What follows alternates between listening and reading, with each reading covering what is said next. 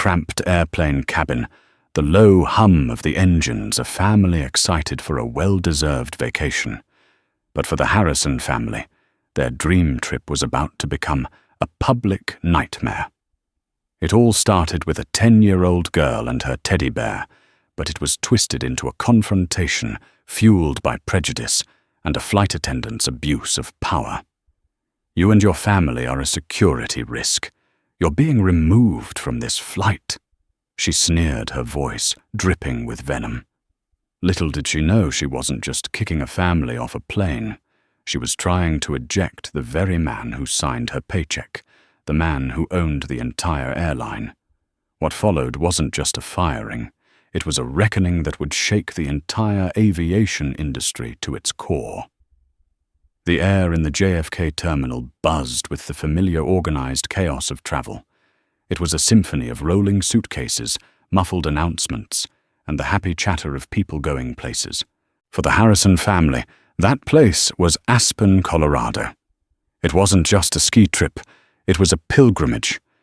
Matriarch Elizabeth Harrison Marcus's mother was turning 80, and the entire extended family was converging on the snowy peaks for a celebration she would never forget.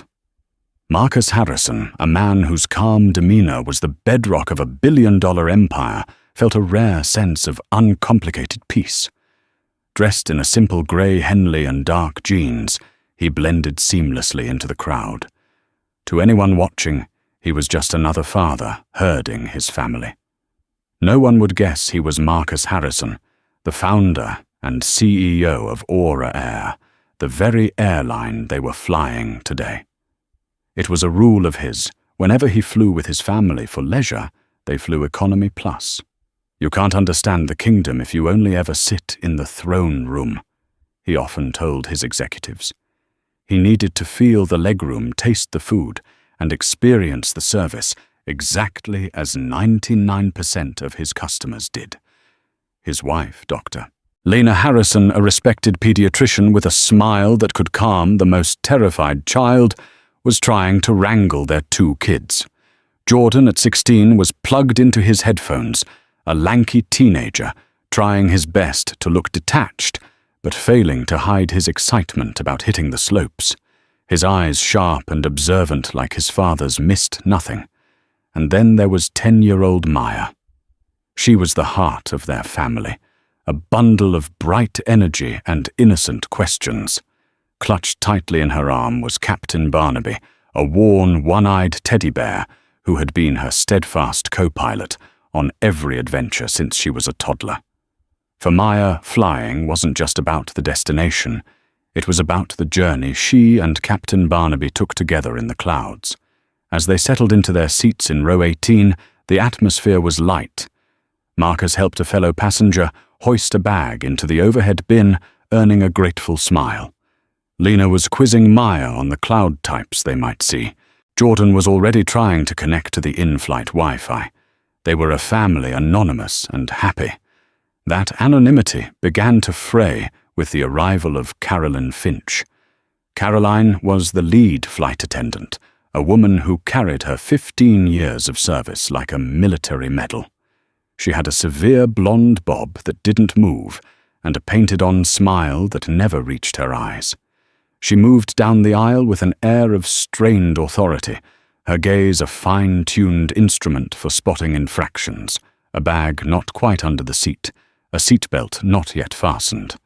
When her eyes landed on the Harrisons, they lingered for a fraction of a second too long. Her first interaction was with Jordan.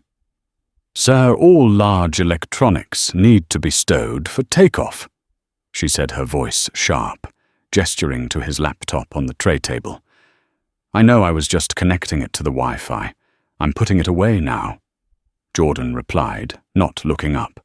"They need to be stowed now."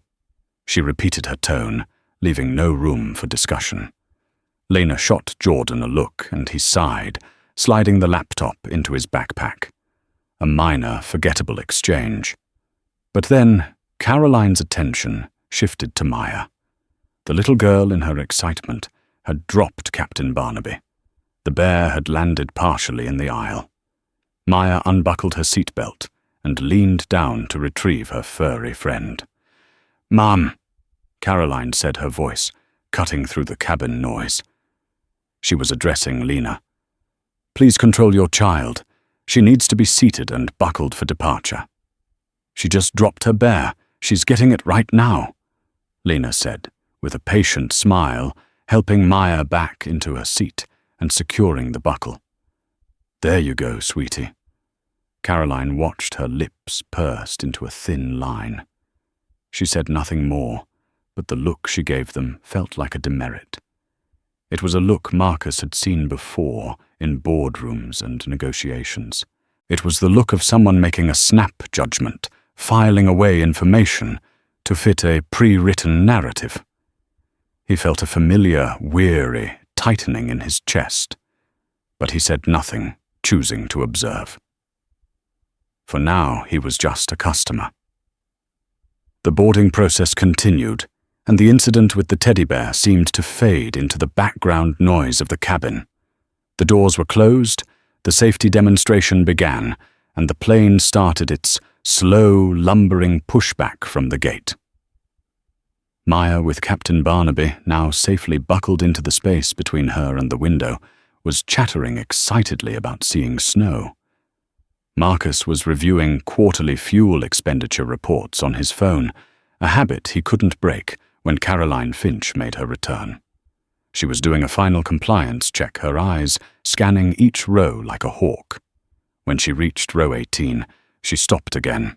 "Mom, that bag needs to be completely under the seat in front of you," she said, pointing a rigid finger at Lena's small handbag. A corner of it was sticking out by perhaps an inch. "Oh, of course, sorry," Lena said, quickly tucking it further under.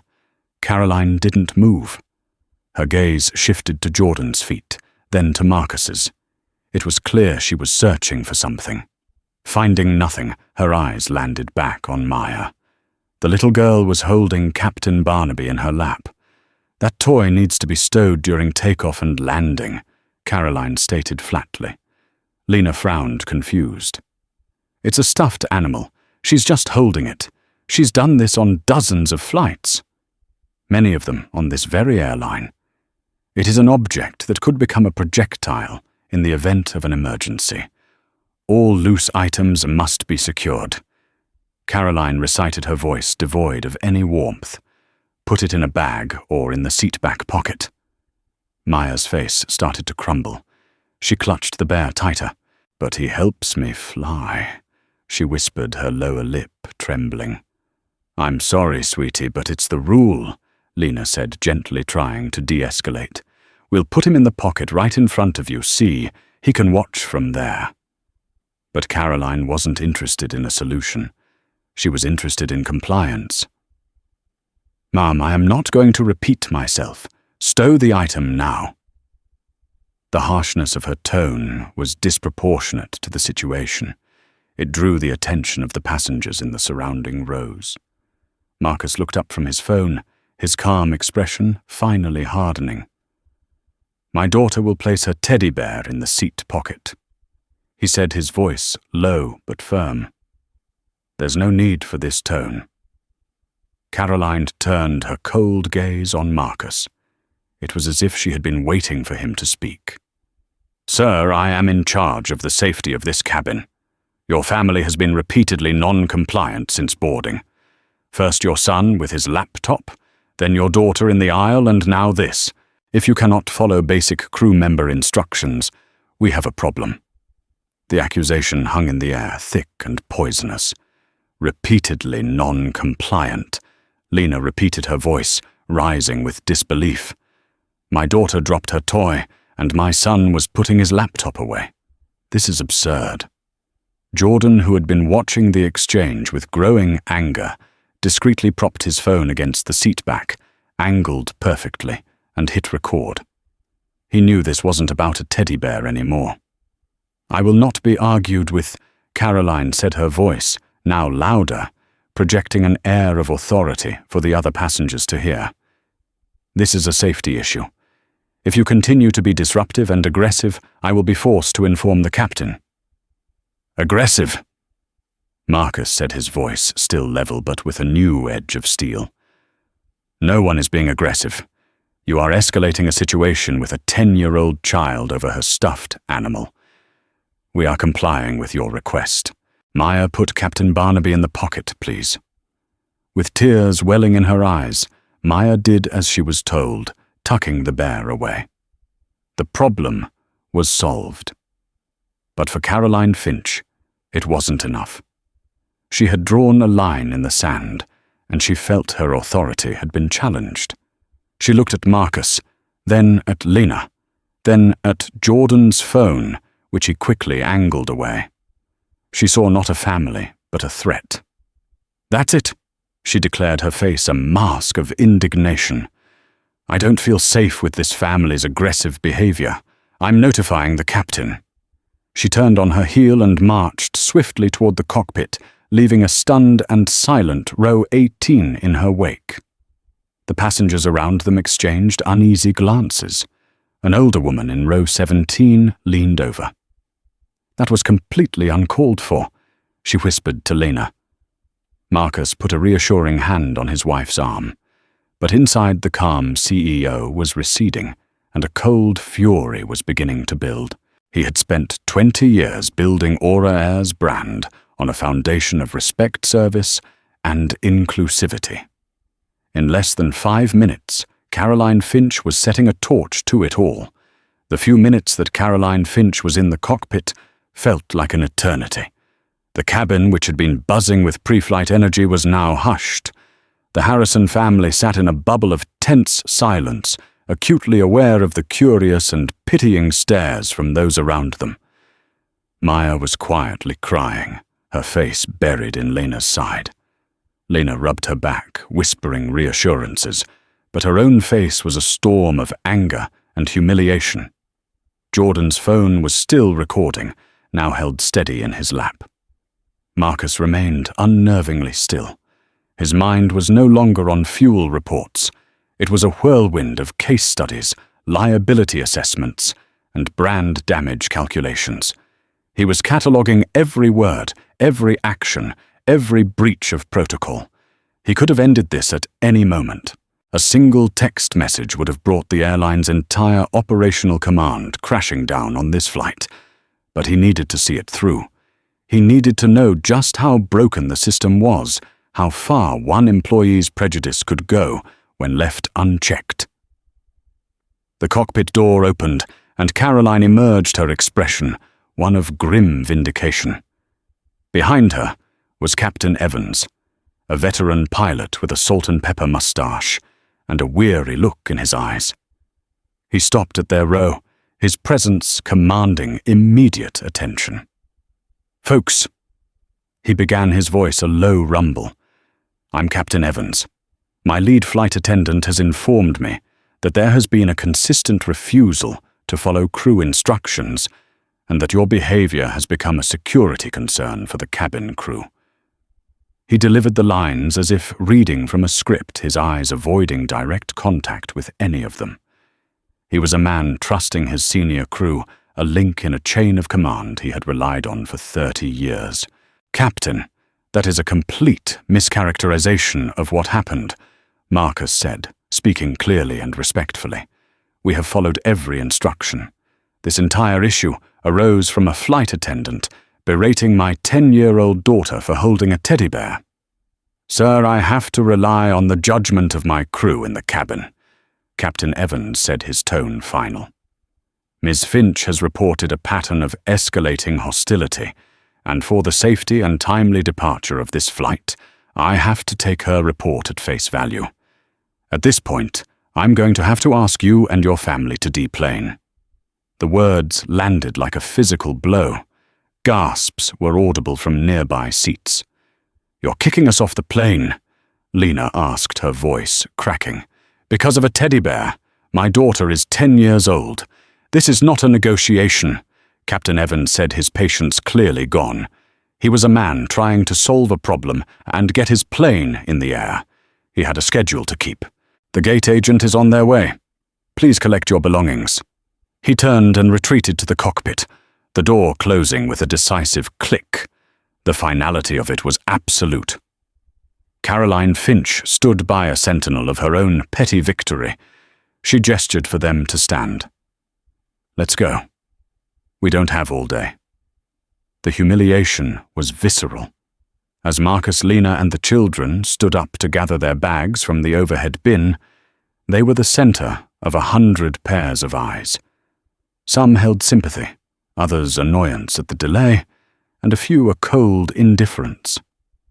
Jordan kept his phone recording, panning slowly to capture Caroline's smug expression, the closed cockpit door, and the faces of the other passengers.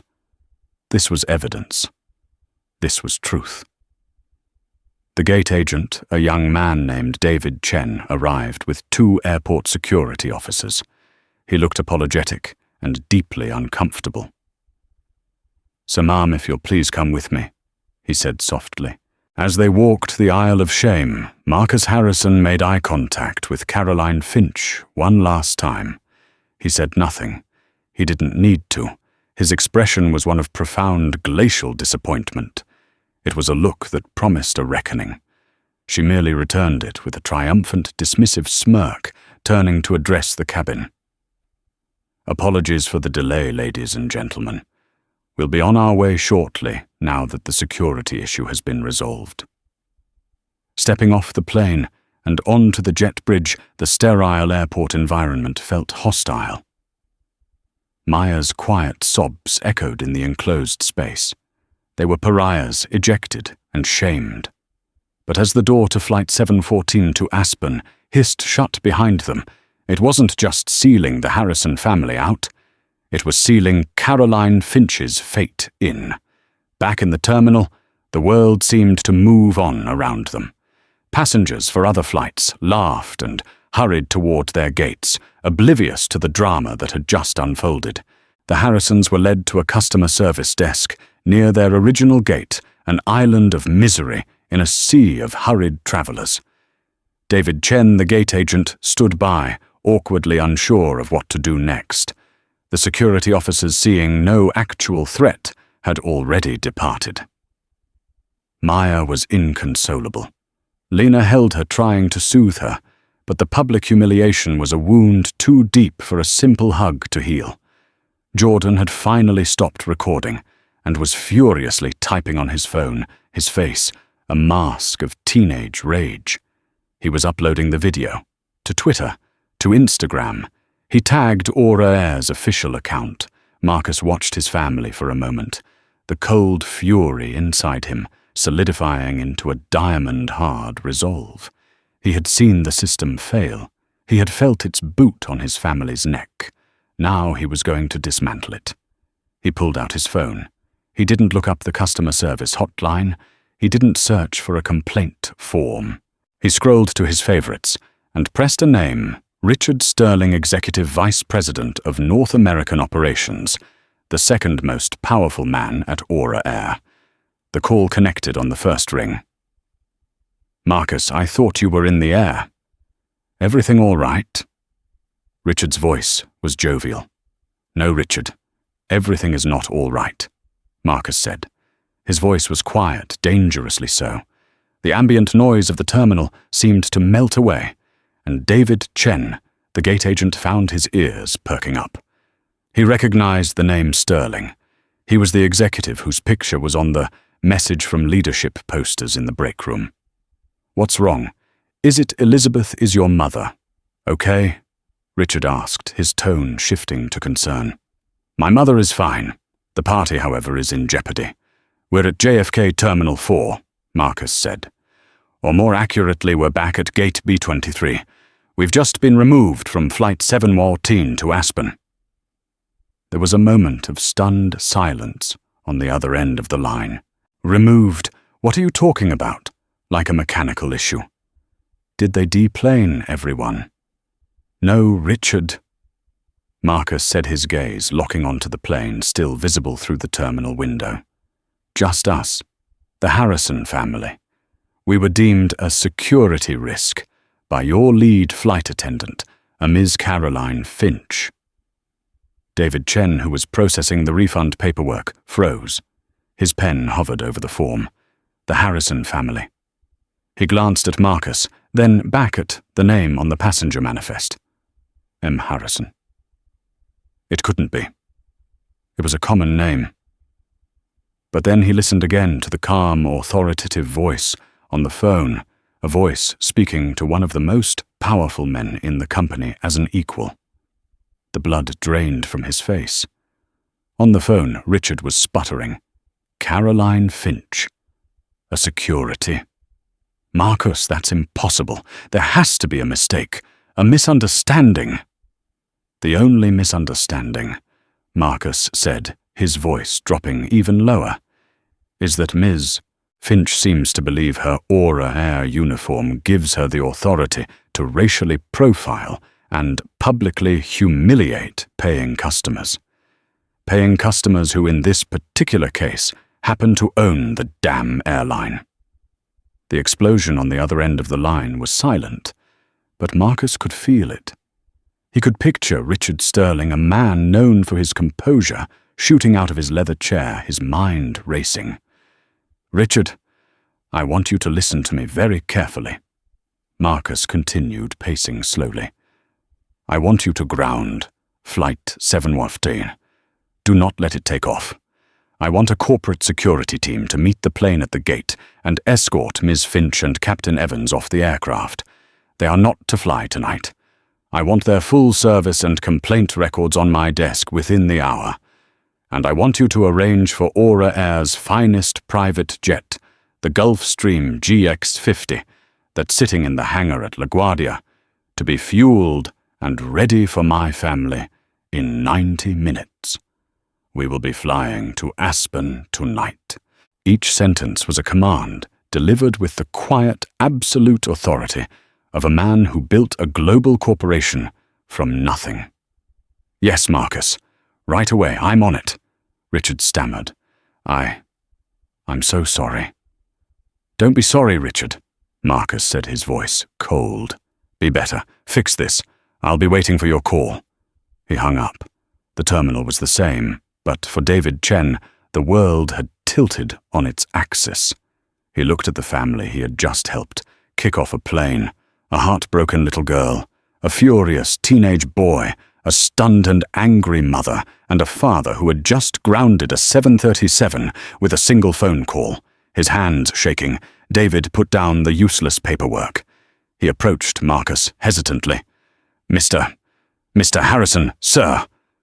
He began, his voice barely a whisper.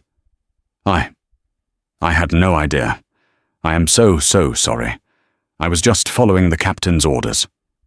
Marcus looked at the young man, whose face was pale with terror, and saw not an enemy, but another cog in the broken machine. "What's your name?" he asked, his tone softening slightly. "David Chen, sir." "David," Marcus said. "Right now the best thing you can do is get my family some water and find a quiet place for us to wait." As David rushed off, a flurry of official-looking activity began to unfold at Gate B-23. A new message flashed on the departures board, next to Flight 714, delayed. Then a few minutes later, cancelled. On board the aircraft, a collective groan went through the cabin. Caroline Finch, preparing for departure, had no idea that the security issue she had manufactured had just turned into a corporate cataclysm, and she was standing at its epicenter. Aboard Flight 741, the passengers were growing restless. The initial delay was annoying. The cancellation was infuriating. Captain Evans's voice came over the intercom, strained and formal, announcing that due to unforeseen operational issues, the flight would not be proceeding to Aspen and that all passengers would need to deplane. The cabin erupted in a chorus of groans and complaints. Caroline Finch, moving through the cabin with a practiced air of authority, felt a surge of irritation. This was the last thing she needed. She had dealt with the problem family, and now this. As she helped unseal the main door, she expected to see the usual ground crew. Instead, she was met by two stern-faced individuals in dark suits and a high-level Aura Air gate supervisor she recognized but had never spoken to. Ms. Finch, Captain Evans, one of the men said, his tone leaving no room for argument. We need you to come with us, please. Now. What is this about? Captain Evans asked, emerging from the cockpit. We need to manage the deplaning of our passengers. The ground crew will handle the passengers, the supervisor said curtly. You both need to come with us. Bring your personal belongings. You will not be completing your duties tonight. A cold dread began to seep into Caroline's veins. This was not standard procedure. This was an extraction. As she and a bewildered Captain Evans were escorted off the plane, past the grumbling passengers, and into a private crew office, the smug satisfaction she had felt earlier evaporated, replaced by a gnawing anxiety. Meanwhile, Richard Sterling was orchestrating a symphony of corporate crisis management from his office overlooking the Dallas-Fort Worth airport. His desk was a chaotic mess of phones and monitors. On one screen, he was tracking the movement of the G650 jet being scrambled for the Harrisons. On another, he was staring in horror at a Twitter video that was exploding online. It was Jordan Harrison's video. Shot from a passenger's eye view, it was brutally effective. It showed Caroline's condescending demands, Maya's tear-streaked face, Lena's attempts to reason, and Marcus's calm, steely demeanor. It captured Caroline's final triumphant declaration about resolving the security issue. Jordan had captioned it, "My family was just kicked off Air Flight 7Y14 to Aspen because my 10-year-old sister wouldn't put away her teddy bear fast enough. This is Carolyn Finch. This is racism and abuse of power." The post was a wildfire. It already had thousands of retweets. The comments were a torrent of outrage. Major news outlets were starting to pick it up. The hashtags, "Das Boycott Air" and "Orsho's Justice for Maya" were gaining traction. Richard's blood ran cold. This wasn't just a VIP customer service issue anymore. It was a 5-alarm public relations inferno. And the CEO of the company was the victim. He pulled up the files he'd requested. Caroline Finch's service record was on the surface, exemplary. 15 years, numerous commendations for procedural adherence. But as his team dug deeper, a pattern emerged. They cross-referenced her name with customer complaints filed over the last 5 years. There were 12 of them. 9 of those 12 were filed by passengers of color.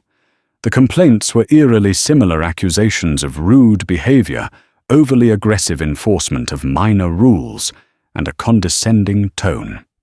Each had been investigated internally at a low level and dismissed as a customer misunderstanding.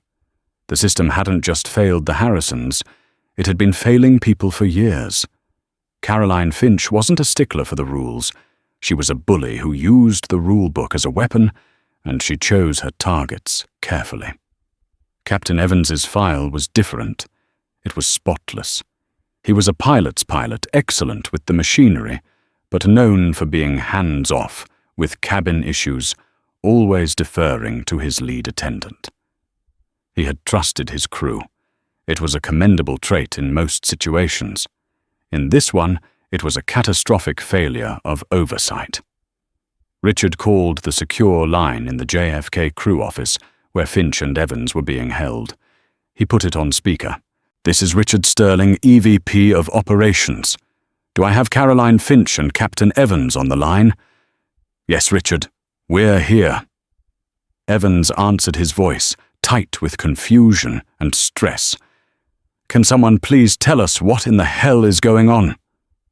"Captain." Richard began, his voice dangerously calm. "I need you to recount for me in exact detail the events that led to you removing the passengers in seats 18A through 18D from your aircraft." Evans explained the situation as it had been told to him, a non-compliant family, escalating aggression, a threat to cabin safety. He recounted Caroline's report verbatim. "And at any point, Captain..." Richard pressed. Did you leave the cockpit to assess the situation for yourself? Did you speak directly to the family to verify your flight attendant's claims before ordering their removal? There was a pause. No, Evans admitted. I trusted my lead's assessment. The situation was presented as urgent. I see. Ms. Finch. Richard said, his tone hardening. Perhaps you can explain to me the nature of the security risk posed by a 10-year-old girl and her teddy bear. It was their attitude. Caroline snapped, her voice defensive. The father was confrontational. The mother was argumentative. They were challenging my authority. It was creating a hostile environment before we even left the gate. A hostile environment, Richard repeated slowly. The one I'm currently watching in a viral video that shows you threatening a family and making a child cry over a stuffed animal. That hostile environment. The silence from the room in JFK was absolute. I need both of you to understand the gravity of what has happened tonight. Richard continued, his voice laced with ice. The family you removed from Flight 714 was the Harrison family, as in Marcus Harrison, the founder and CEO of this airline, his wife and his 2 children. A choked sound came from the other end of the line. It might have been a gasp or a sob.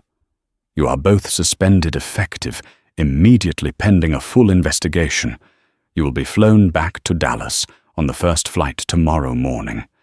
You will not speak to the press. You will not post on social media. You will not speak to anyone but Aura Air corporate and legal. Is that understood? A mumbled yes was the only reply. Richard hung up the phone and slumped in his chair, rubbing his temples. The immediate fire was contained, but the real storm was the one that was coming. It wasn't about one flight attendant anymore. It was about the soul of the company Marcus Harrison had built. And Marcus was not a man who tolerated failure. 3 days later, Caroline Finch walked into the Aura Air corporate headquarters in Dallas. It was not the triumphant return of a veteran employee, but a walk of shame. The viral video had destroyed her anonymity. Even with sunglasses and a hat, she had been recognized and accosted twice on her way from the parking garage. Her name was now synonymous with corporate bigotry. She wasn't being led to a sterile HR office for a standard disciplinary meeting. She was escorted to the 50th floor, the executive wing, a place of hushed carpets and expansive views she had only ever seen in company newsletters. The destination was the main boardroom, a vast space dominated by a polished mahogany table that could seat 30.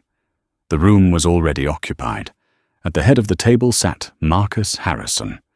He was not in his travel clothes, but in a perfectly tailored dark grey suit, his expression unreadable. To his left sat Dr. Lena Harrison, radiating a quiet, formidable anger. To her left was Jordan, his posture straight, his eyes missing nothing. On the other side of Marcus was Richard Sterling and the company's chief legal counsel, a sharp-eyed woman named Jessica Chow. Captain Evans was already seated further down the table, looking pale and 10 years older. He nodded grimly at Carolyn as she took her designated seat, which felt miles away from the locus of power at the other end. This wasn't an investigation. It was a tribunal. "Thank you for coming, Ms. Finch." Marcus began, his voice calm and even, which was somehow more terrifying than if he had been yelling. "We are here today not to argue, but to establish facts and determine consequences. We have your official statement, Captain Evans' statement, and statements from 17 passengers who were seated near my family and volunteered their accounts. We also have this." On the massive 8K screen that covered one wall, Jordan's video began to play. It was projected in crystal clear detail, the audio crisp and damning. Caroline was forced to watch herself larger than life, her voice dripping with condescension, her face twisted in a sneer as she belittled a child. She saw the Harrisons' patient attempts to comply her own aggressive escalation and the final humiliating removal. When the video ended with her smug announcement about the security issue, the silence in the room was deafening. "Ms. Finch," Marcus said, breaking the silence, "in your statement you claim my family was aggressive and confrontational. Can you please point to the moment in that video where you witnessed this behavior?" Caroline stammered. "The video doesn't show everything. The tone, the way he looked at me, the way I looked at you," Marcus interjected, leaning forward slightly. "I looked at you the way a customer looks at an employee who is being unreasonable. But I suspect you didn't see a customer." "What did you see, Caroline?" She flinched at the use of her first name. "I saw a group of people who weren't following the rules." "No, I think you saw something else." Lena spoke for the first time, her voice clear and strong. "You saw a black family in Economy Plus, and you made an assumption. You assumed we didn't belong, that we were the kind of people who would cause trouble. You looked for a reason, any reason to exert your power over us. You started with my son's laptop, then my handbag, and when you found nothing, you targeted my 10-year-old daughter and her teddy bear." "That's not true," Caroline insisted, her voice rising. "I treat all passengers the same." "Do you?" Richard Sterling interjected, sliding a thick file across the table. "This is a summary of the 9 formal complaints filed against you by minority passengers over the past 5 years. A black man in 2023 accused of being aggressive for asking for a glass of water during turbulence preparations. A Hispanic couple in 2022 threatened with removal for speaking Spanish too loudly.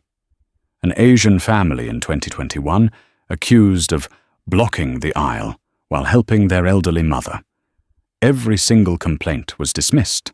We as a company failed to see the pattern, but the pattern is undeniable. You don't treat all passengers the same, Ms. Finch. You treat some of them as if they are beneath you." Caroline's face went white. She looked from the file to Marcus, her eyes pleading for the first time. "Mr. Harrison, I've given 15 years to this company. It was a stressful situation. I made a judgment call." "You didn't make a judgment call," Marcus said, his voice like chipping stone. "You made a choice. You chose to abuse your authority.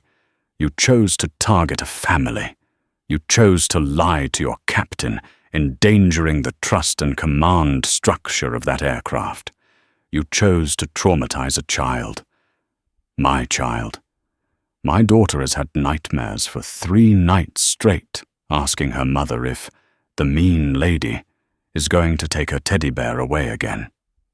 He paused, letting the weight of his words settle in the cavernous room. "Your employment with Aura Air is terminated effective immediately. That is the simple part," he continued, "but this goes beyond a firing. Your report to the captain cited a security risk. Filing a false security report to federal authorities is a serious offense. Our legal team will be turning over all of our findings, including that video, and the passenger witness statements to the FAA. They can decide the fate of your flight attendant license." He then turned his gaze to Captain Evans. "Captain, your failure was not one of malice, but of negligence. You are the ultimate authority on that aircraft, responsible for every soul on board. You took the word of one person and used it to upend the lives of 4 others without a moment of verification. You abandoned your duty of care. You will be suspended without pay for 6 months. During that time, you will undergo mandatory and intensive training in de-escalation, conflict resolution, and implicit bias. You will attend seminars, you will write reports, and you will be tested. If and only if you pass every stage of that program will you be considered for reinstatement on a probationary basis. Your wings are not a right, sir. They are a privilege you must earn back." Captain Evans simply nodded, his face etched with shame. "I understand, sir.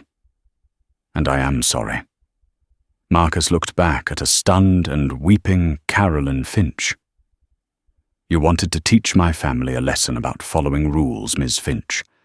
Well, today you are learning a lesson about consequences."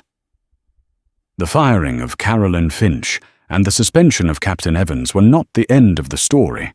They were merely the closing of a single ugly chapter. For Marcus Harrison, the true work was just beginning. The incident on Flight 714 had exposed a rot not just in one employee, but in the systems and culture he had spent 2 decades building. He didn't see the viral video and the public outcry as a PR disaster to be contained. He saw it as a mandate for revolution. The day after the boardroom tribunal, Marcus convened an emergency meeting with his entire executive team. The atmosphere in the 50th floor conference room was thick with tension. The PR team, led by a slick veteran named Gene, had a presentation ready filled with focus-grouped statements about committing to listening and valuing our diverse customer base. The legal department, headed by Jessica Chow, had drafted a carefully worded, liability-averse apology that admitted no specific wrongdoing.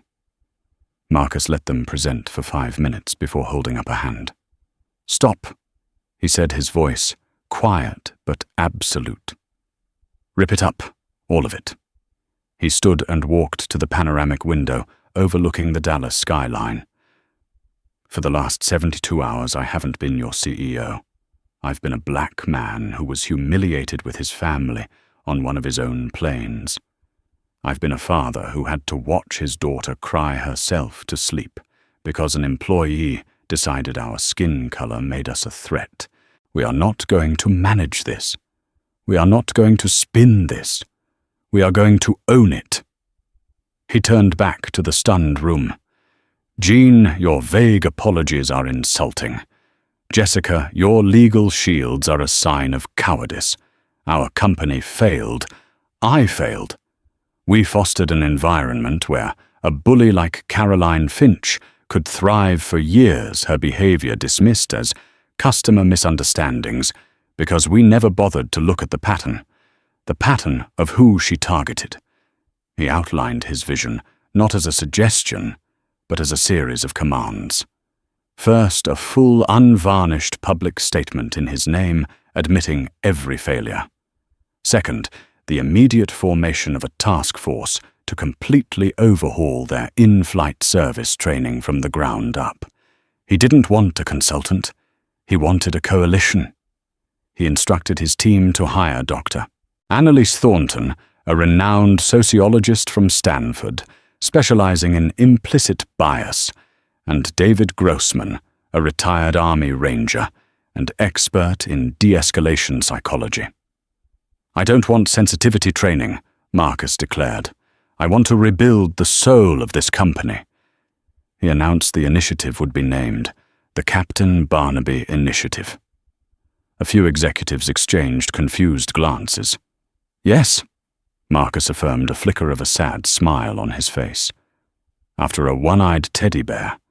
"Because I want every single employee, every time they hear that name, to remember that this multi-billion-dollar corporation was brought to its knees by how we treated a 10-year-old girl and her toy. We will never forget that." While Aura Air began its painful process of introspection, Caroline Finch was spiraling through a personal hell of her own making. Her termination was swift and clinical, but the true reckoning came 2 months later in a sterile, impersonal federal building in Washington, D.C. She sat before a disciplinary panel of the Federal Aviation Administration. She had hired a lawyer who advised her to be contrite, to apologize, to frame it as a single lapse in judgment under pressure. But as the FAA official read the charges, Caroline's self-pity curdled back into defiance. The evidence was overwhelming. They played Jordan's video. They read sworn affidavits from 17 different passengers, each one corroborating the Harrison family's account.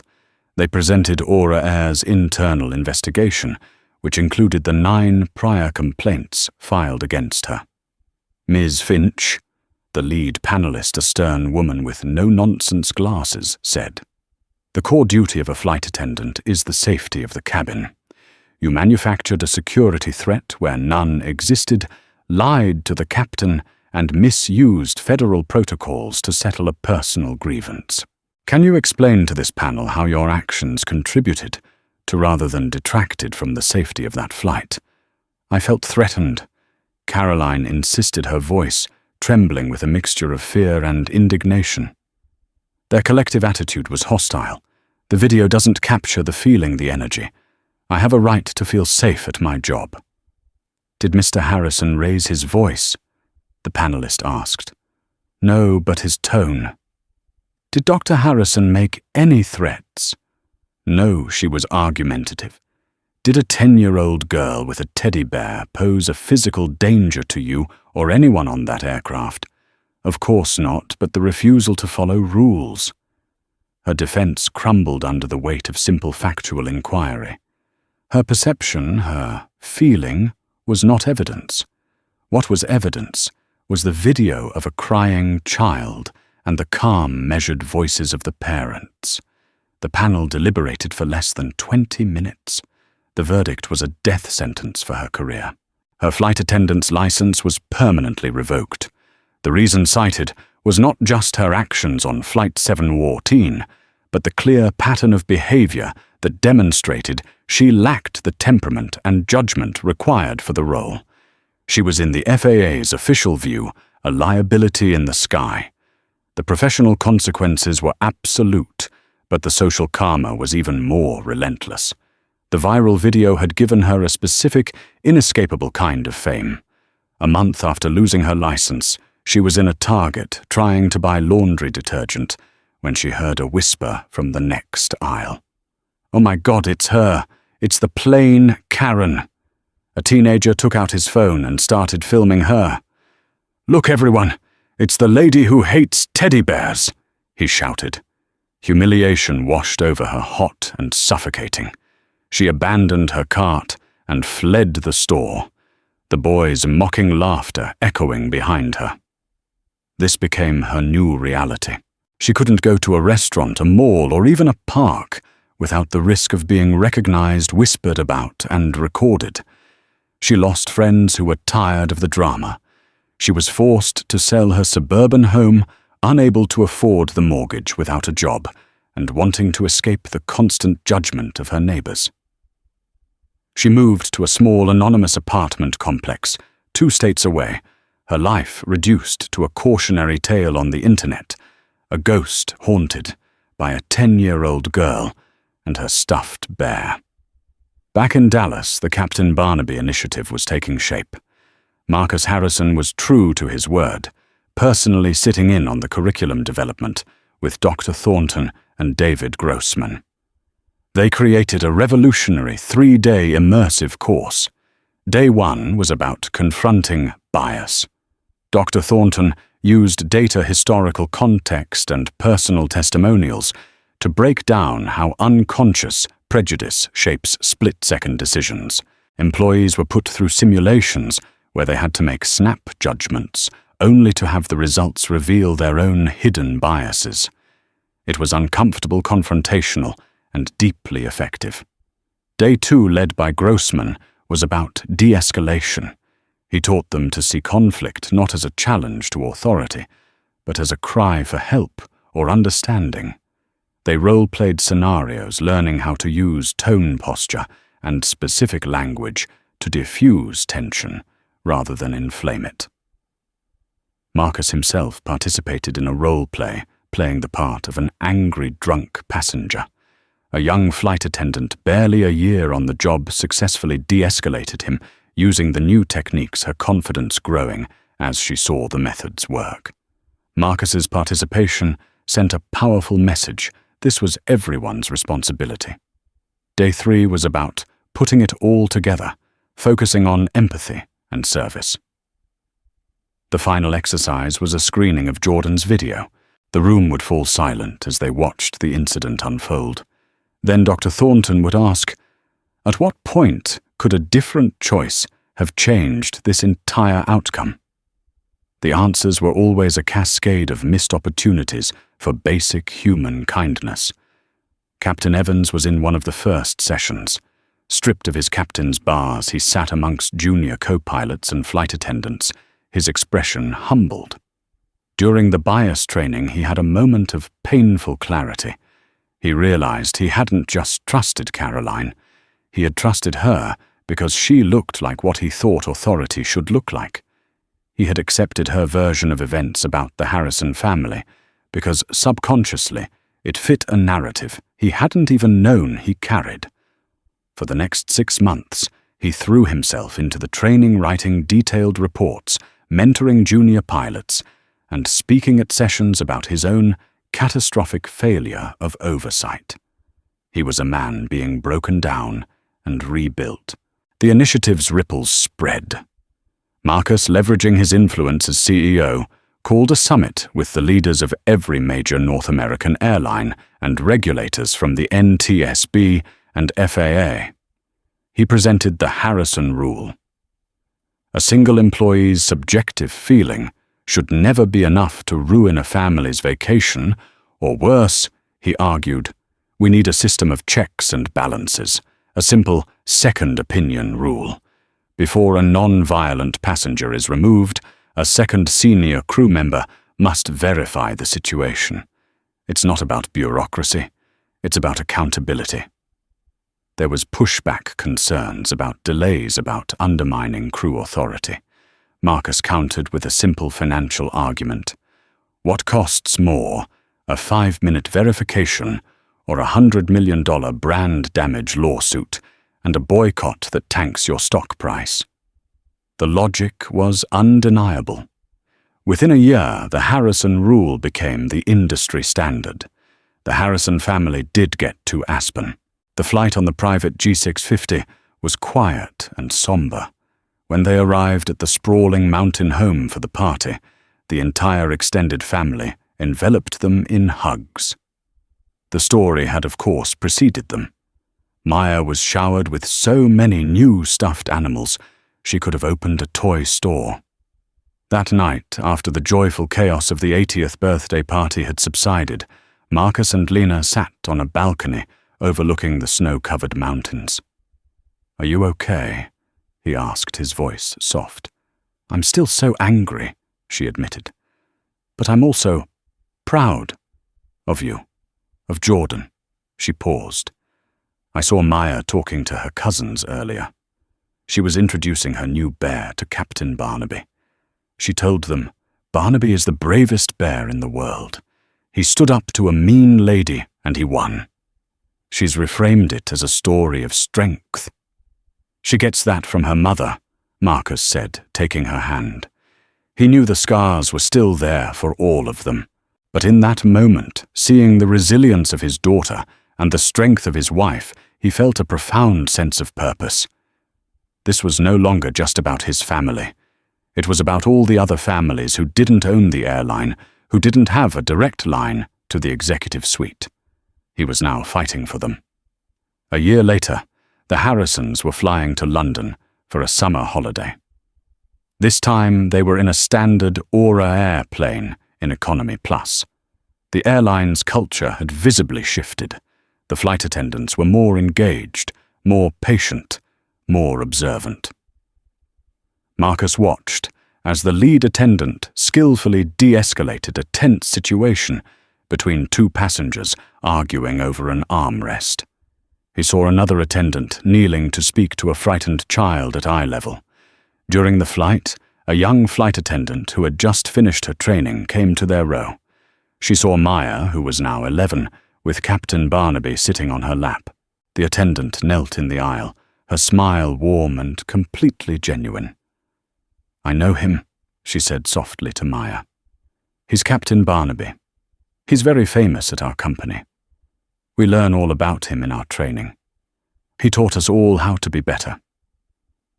Maya looked at the flight attendant, then at her worn, one-eyed bear and beamed a smile so bright it could have lit up the entire cabin. "He's the captain," she said with pride.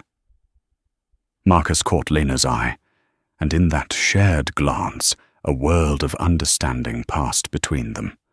The wound of that day would never fully disappear, but it had been transformed into a scar that told a story of change, of accountability, and of how sometimes it takes a moment of profound ugliness to create something truly beautiful.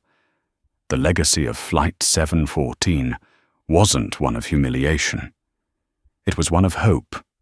And that's the incredible story of how one flight attendant's disgusting act of prejudice backfired in the most spectacular way possible.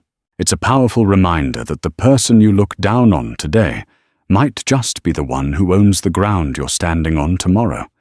But the real lesson isn't just about the epic karma that Caroline Finch received.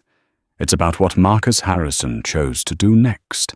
He didn't just punish one person, he used that terrible experience to force real meaningful change, making his company better and the skies a little friendlier for everyone. It shows that true power isn't about humiliating others, but about lifting them up. If you believe that accountability matters, and that one family's stand can spark a revolution in corporate culture, then please hit that like button to show your support.